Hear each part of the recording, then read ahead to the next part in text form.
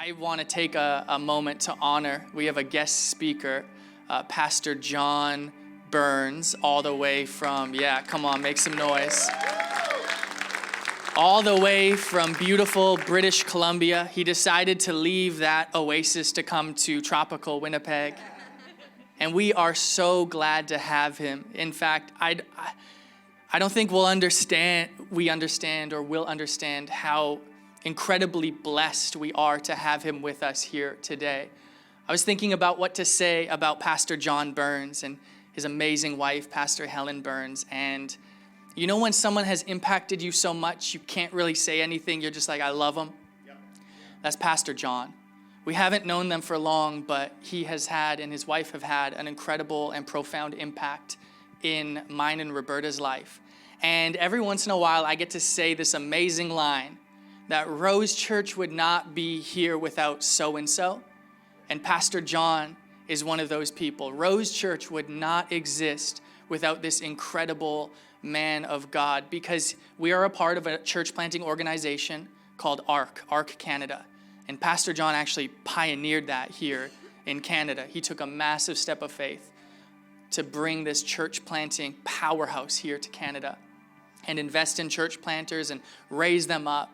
He started his own church years ago and passed that on to his daughter, and now they travel all over the world investing in churches and church planters and leaders. He is a spiritual father in our nation. He is a leader of leaders. He is a pastor of pastors. I just want to encourage you, if you did not come to church today ready to receive, to just shift whatever you've got to do in your heart and in your soul to get ready. Like take notes, lean in. Everything he says is worthy of writing down. And it's just going to be a powerful, powerful morning. So one of the things that we do here at Rose whenever we have a guest speaker is we clap, we cheer. Some people, I've encouraged this, no one's done it yet. Take off your shirt, wave it around. And it's like, is that Pastor John's face like painted on your stomach? And it's like, yes, we just love when the man of God or woman of God brings the word. So can you join me in lifting your voices, clapping your hands, making some noise as we welcome Pastor John.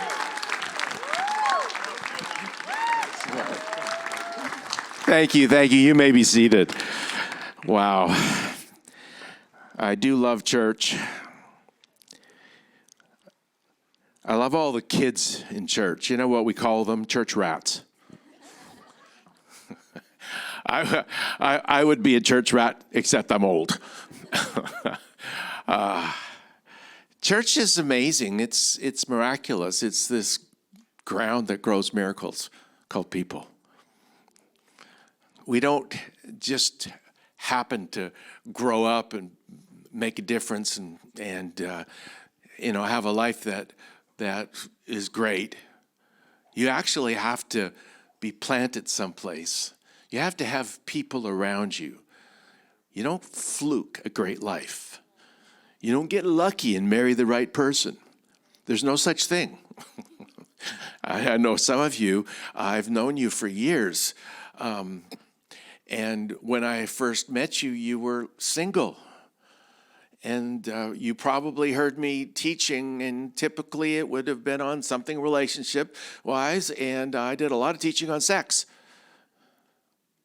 Got quiet in here, didn't it? Really got quiet in here. And it's fun to meet you again. Now you're married and found out it works. You've got kids and everything. Yeah, anyway. But I love your pastors. I love your church. I've just, been here absorbing all of what God is doing here. And I just really encourage you, don't just attend, be the church. Put your whole heart, yourself into church. Build church, which means build each other.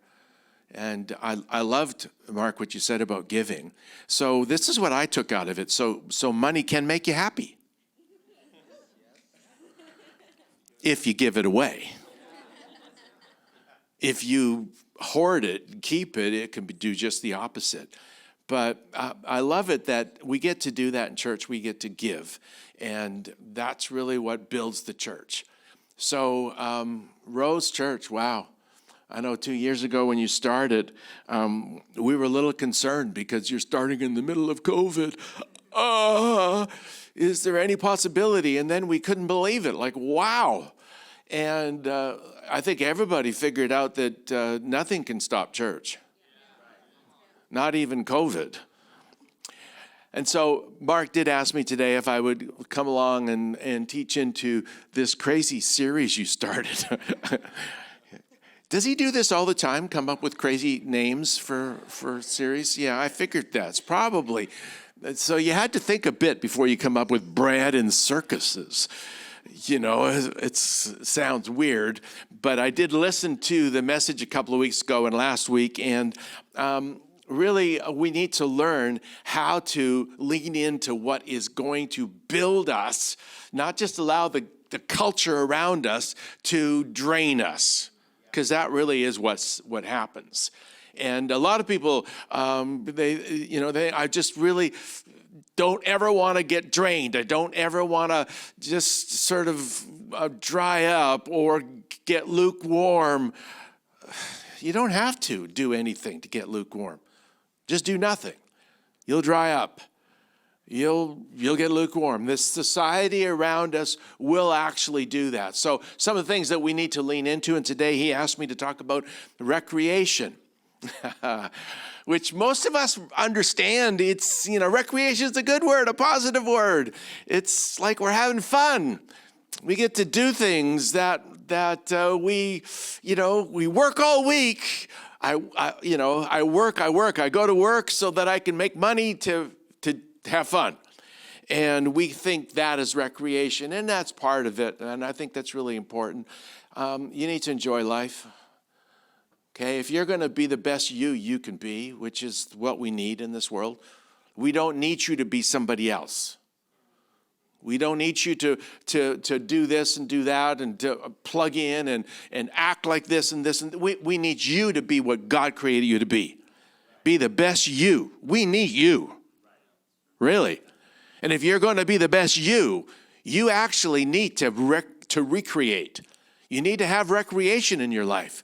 If you're just all your life long with head down, just charging forward to do what everybody wants you to do, you're not going to be a blessing. You're not going to be blessed, and you're not going to be a blessing. So recreation is important. So anyway, I have written down a couple of scriptures because I want to make sure it was church. And you knew I was a pastor. And yeah, I did plant a church. And it's weird because in 1986, January, we started, and I was a dentist. So what kind of dentist leaves dentistry to plant a church? The one that would have to answer that the best thing in the world, for me anyway, is church. And I'm so just really proud that I am not the lead pastor anymore. The lead pastor in our church is my daughter. And that is so crazy good, isn't it? And the thing that I'm so excited about is she is a she. My wife is in Edmonton right now preaching. So Edmonton, you know that place. So Genesis chapter 1, verse 26. Then God said, let us make man in our image, according to our likeness. Let them have dominion over the fish of the sea, over the birds of the air, over the cattle, over all the earth, and every creeping thing that creeps on the earth. So God created man in his own image. In the image of God, he created him, male and female. He created them. Then God blessed them, and God said to them, be fruitful and multiply, fill the earth and subdue it. Have dominion over the fish of the sea, the birds of the air, and over every living thing that moves on the earth. We were created in his image. So we were created creative, which I really thrilled about that. We are created to create. So when you look at the situations in our world today, I am just so thankful that you're on the planet. I'm on the planet. And then we can figure these things out together, because when we do, creativity flows. And creativity is going to answer all of the challenges we have. Global warming, save the whales, reforestation, you name it. We got the answer inside of us because we are created to be creative, to have dominion, which doesn't mean that we're going to rule and put everything under our thumb, but we're going to look after it. We're going to look after not just people, but the world God created. And that goes way beyond this planet even. So that just encourages me. In Psalms 104, verse 31, it says, "May the glory of the Lord endure forever. May the Lord rejoice in his works." So God is the creator, and he rejoices in creating. In other words, God gets joy out of creating. And we were created in his image.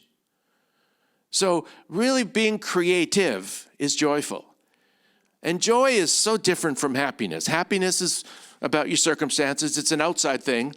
Joy is an internal thing. Joy is something like a nuclear plant on the inside of you that gives you strength, gives you power, gets you up in the morning. Joy keeps you going. Joy keeps you young. Joy, I'm 69 and I'm still I think I'm the oldest living teenager. And that's my desire in life. I want to be full blast all my life long. And, one day I'm going to have probably breakfast because it's my favorite meal. And then I'm just going to check out, and I'm going to go to heaven, which is it just gets better. But recognize that God's created us to enjoy life. And enjoyment comes out of that. Joy comes out of doing what God's created us to do, being who God's created us to be, which is creative. We are created in his image. I think that the creativity is why we should get up in the morning, because there's new things, opportunities. I love it. Get up every morning just expecting what has this day got for me. And that's recreation, recreation. I've said this for years. I'm a pastor. I do get a salary, but I don't have a job. I have a life. And people keep paying me because they want me to live. Because my life makes a difference. I'm no different from you. Every single one of us. Some people think I got to go to work. I owe, so off I go to work, so that I can recreate. No, make everything you do recreation. Make it a life that you enjoy. How? Get up expecting. God's going to use you. There's things you can do in every moment of every day. I think to create just means to change. Change something, okay? Don't just leave everything the way it is. Don't accept status quo. Get up believing you can change the world. Hello? You can change the world. It starts with right where you're at, what's going on around you. Often people I went through university, obviously I became a dentist, and a lot of medical stuff. And I was one of those guys that when I went through university, I didn't have to work to pass a test. The rest of my classmates hated me. But, I would just do what I like to do. And what I like to do was understand how things work. And one of the big questions that comes up over and over is, what is life? Is this cell living?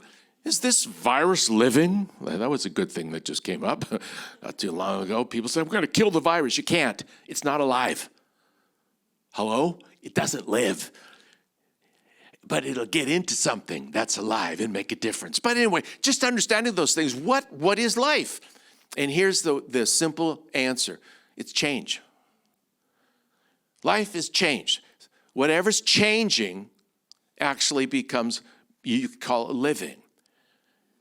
If you want to live, you got to change. And if you don't change, you're just existing. And like Mark, you preached comfort. It's the anesthetizer.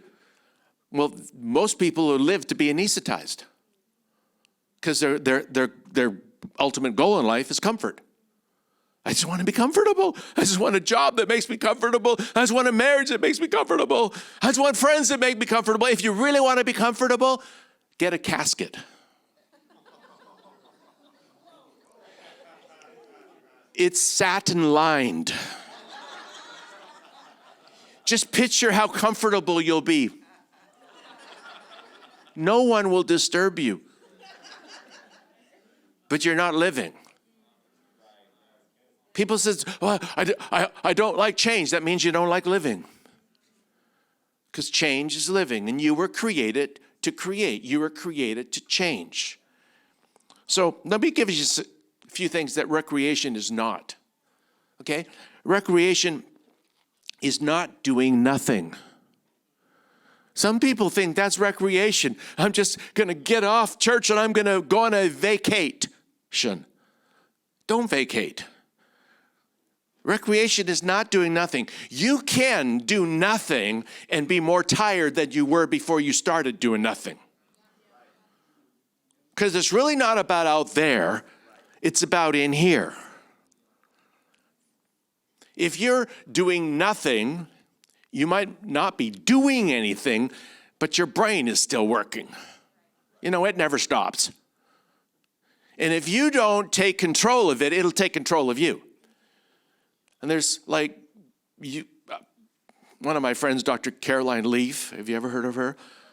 You can look up some of the things that she teaches in that, but she talks about how, you can have two sides to your brain. One is the wise wisdom side, and the other is the crazy brain. And if you don't take control, your crazy brain will. And you will be in a place where you want to just rest, but instead your brain's going through all of the what ifs. And fear is ramping up in your system, and instead of having a rest, you're getting drained, and you end up walking away less refreshed, less refueled, less refilled, because recreation is to do all that, but you don't get it. So it's not doing nothing. Number two, recreation is not driven. If you want to have recreation, so you decide I'm going to do something that is recreation. I'm going to take up a new sport. I'm going to take up golf. I did that. And then you turn golf into a challenge, into something that I have to make a better score. And if you've ever been on a golf course and you see, we call them helicopters. What they are is they're golf clubs flying. It's with someone that took what could be a recreation and turned it into a driven thing, and bad shot, so they threw the club. Don't do that. It's actually not driven, because driven is your conscious mind. And recreation, creation, to create. If you're creative, you're created to be creative. Did you know that comes out of your subconscious mind? When you're using your conscious mind driving something, like if you want to write a song, say, some of you music people want to write a song. The worst thing is you sit down, I gotta write it. You can't write it. But if you can just stop and just relax and turn your conscious mind off, something happens in your subconscious mind. So it's not being driven. And number three, recreation is not purposeless. It's purposeful. Purposeless means it's not doing anything. I'm just vacating what I could be. No. It's making you better. It's purposeful. Okay?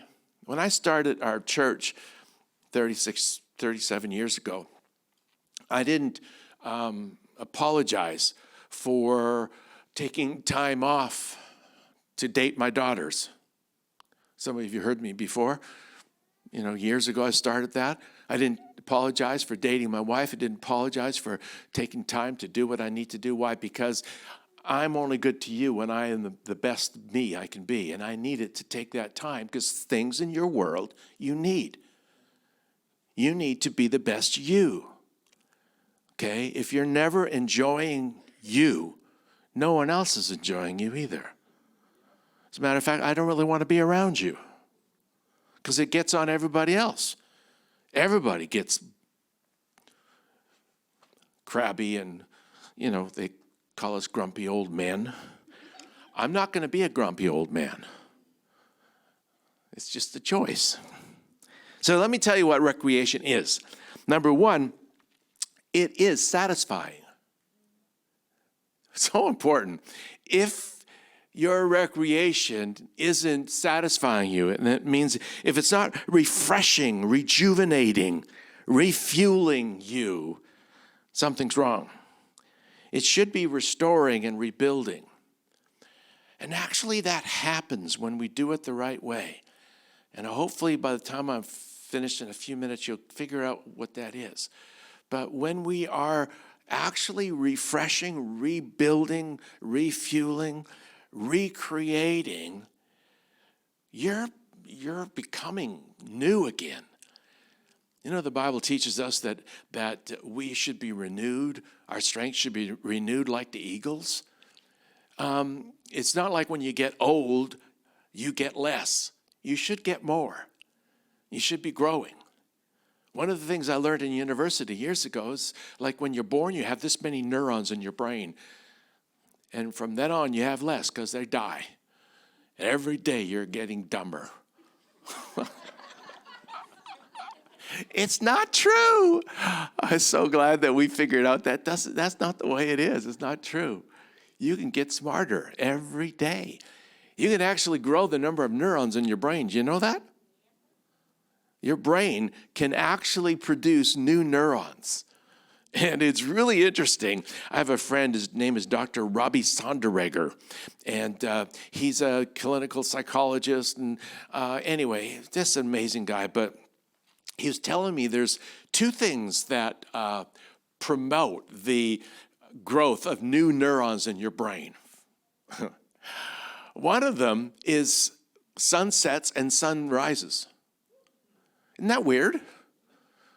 I have a friend that had a brain aneurysm, and his so much of his brain was gone that he couldn't, like when he's sleeping at night, he had his arms up in the air and his legs up in the air. Why? Because your subconscious already knows you don't do that, but his subconscious, that wasn't working anymore.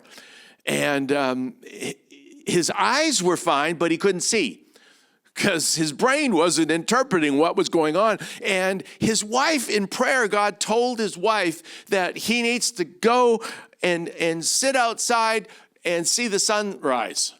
And so she told the doctors, and the doctor said, "You're crazy. He can't see. He's blind." And she said, "That's what God told me to do." So anyway, they let her, they wheeled her out, she wheeled him out, and watched the sunrise. Pretty soon his eyes started working. And anyway, it was miraculous. But that was the beginning of discovering. So you say, well, why would that work? Why does seeing sunrises? I don't know, but I do believe this. I do believe when you see the beauty around you, when you're enraptured by, wow, what God is doing. And it's hard not to when you see the sunrise and sunset, especially here in Manitoba. It's gorgeous. And really, I think if you would take time to see the beauty around you, music, hear the beauty, never take for granted, but then always be in awe. Something happens. You know the second thing that causes your brain to produce more neurons? Fasting. 24 hours of fasting, food and drink, but not just fasting. Fasting with a purpose. Fasting with your mind set on something like the Word of God, like a scripture. When you actually, what are you doing? You're stopping your crazy mind from filling all of the wrong stuff in, and you're taking time to purposely fill in the right stuff. You know, the only way you can stop thinking the wrong stuff is to start thinking the right stuff. The only way you can stop a thought is to replace a thought. And we get to do that over and over. And it causes us to actually be rejuvenated. The second thing that recreation is? It's educational. It really is. So stuff about you don't know. And you'll never know if you keep doing what you're always doing. If you never step outside of what you're doing, you will never realize that there's another side. There's another opportunity. There's something else I could do. When I first got involved with church, I got born again, I was a stutterer. I couldn't talk.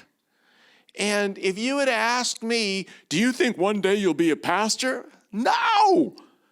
That would have been a painful thought for me, really. I never knew that I had that on the inside of me until I stepped out and I started, I tried, and I did something else. And see, recreation is stepping out beyond where you're at and getting to the place where you could actually discover something that you're not doing. Recreation is not just doing the same old. It's taking a break from that. You know, last week you talked about rest or Sabbath.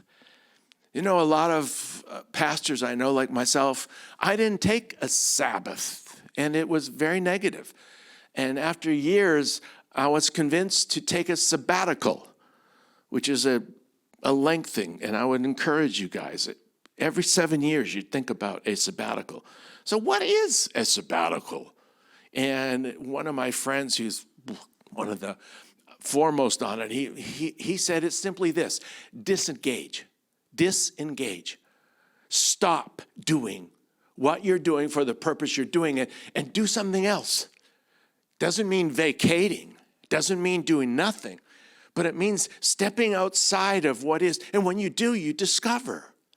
And discovery is educational. You know, our brains were created to discover. I love watching kids. Watch them. They love learning.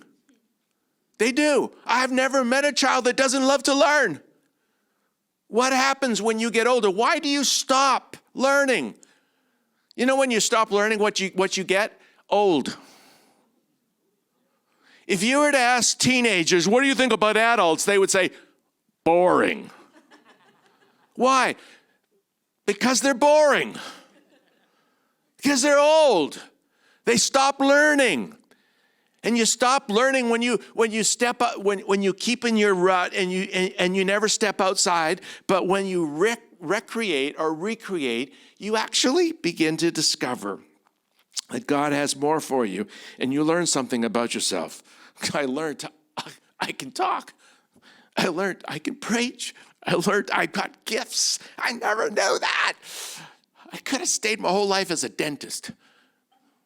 Lord, help me. The third thing, it's relational. Recreation is relational. What do you mean? Well, it actually will help you grow relations. Why? Because you'll get outside of yourself. And you have to get outside of yourself to build relations. God's given us the ability to get inside someone else. In other words, God has given us the ability to see through their eyes, hear through their ears. How many are married in the room? Wow, you have a great church, strong church.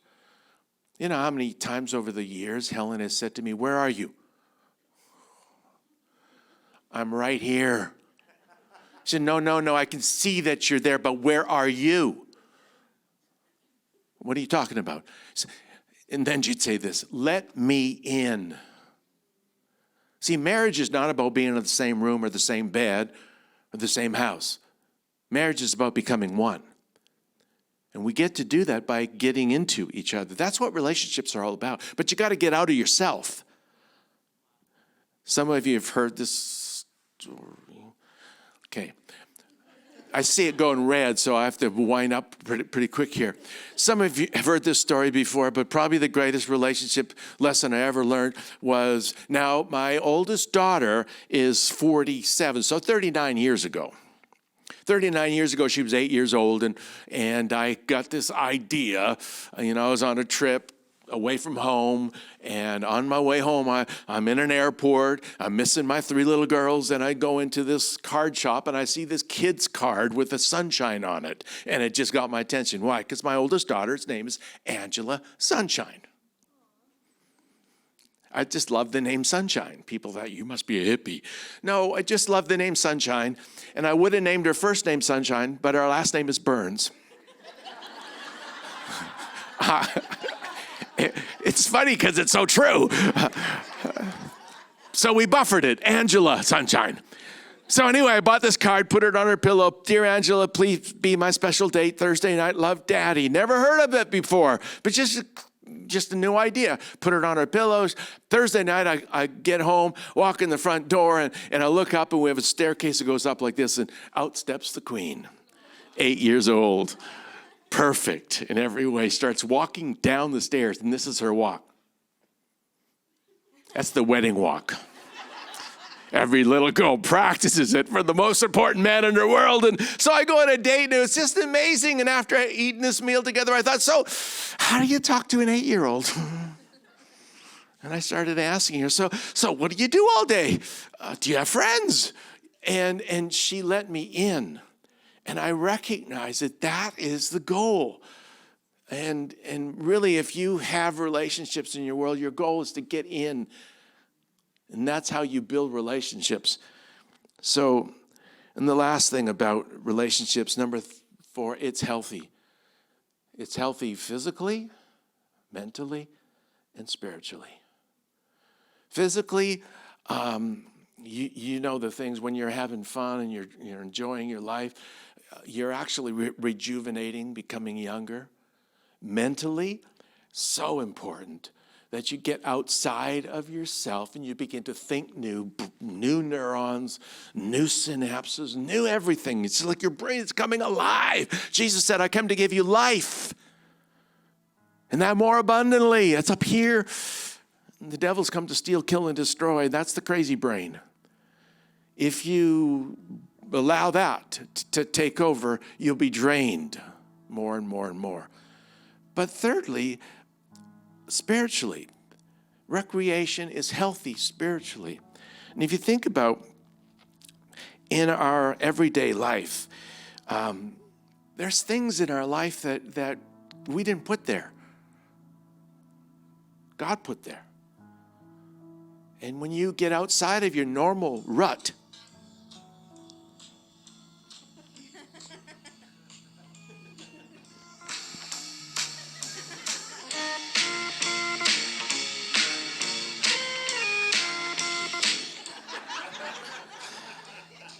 that's the only problem with using this. I hate turning it off because I love the music so much. Do you know who that was? Anybody? Who is it? It's Sunshine. We'll do that. MG. Anyway, sorry. One little thing about recreation and about spiritually. You know, you're created for a purpose that you don't yet know. But when you step into it, or when you see it, or when you hear it, it changes everything. It's the principle of resonance. Something comes alive. When you see, resonates with who you are, you discover. And you can't unsee it. That's the reason, really one of the reasons I brought ARC into Canada. Because I was believing there are thousands of Mark and Robertas across our nation. There are thousands of pastors. But it's never crossed their mind that they could pastor a church. What I want to do is cross their mind. I want to talk to them. I want them to know you can do it.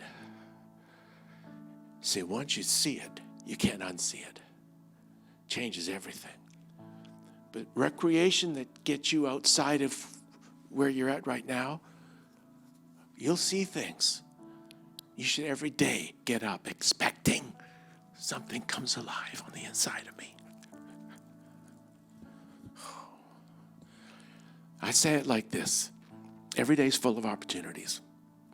Grab a moment and pour your heart into it. Change the world. Grab an opportunity. Pour your heart into it. Change the world.